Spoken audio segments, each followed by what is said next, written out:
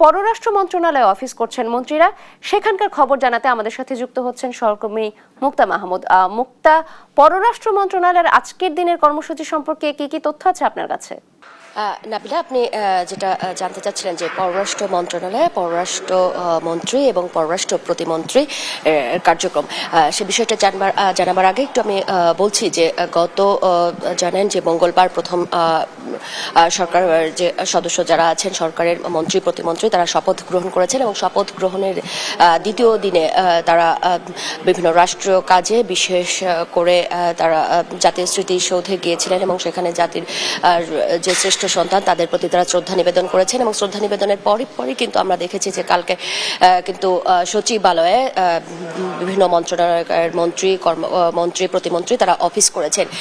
আজ সেই ধারাবাহিকতায় কিন্তু পররাষ্ট্র মন্ত্রী এবং প্রতিমন্ত্রীর কালকেই পররাষ্ট্র মন্ত্রণালয়ে আসবার কথা ছিল। আমরা কিন্তু দিনভর অপেক্ষা করেছিলাম পররাষ্ট্র মন্ত্রী এবং পররাষ্ট্রমন্ত্রী খলিলুর রহমান, পররাষ্ট্র প্রতিমন্ত্রী শামা ওবায়দের জন্য, কিন্তু রাষ্ট্রীয় বিভিন্ন কাজে ব্যস্ততার কারণে তারা কিন্তু আর পররাষ্ট্র মন্ত্রণালয়ে আসতে পারেননি। আজকে দ্বিতীয় দিনের মতো তারা দ্বিতীয় দিনের মাথায় তারা পররাষ্ট্র মন্ত্রণালয়ে অফিস করছেন এবং শুরুতেই তারা সকাল 10টার দিকে দুজনেই পররাষ্ট্র মন্ত্রণালয়ে ঢুকেছেন এবং এখানে যারা আছেন কর্মচারী তাদের সঙ্গে তারা কুশলাদি বিনিময় করেছেন এবং সবশেষে আমরা এখন পর্যন্ত যেটা জানি যে পররাষ্ট্র মন্ত্রণালয়ের যে ঊর্ধ্বতন কর্মকর্তারা আছেন তাদের সঙ্গে তারা দুজনে পররাষ্ট্র মন্ত্রী খলিলুর রহমান, পররাষ্ট্র প্রতিমন্ত্রী শামা ওবায়দ বৈঠক করবেন।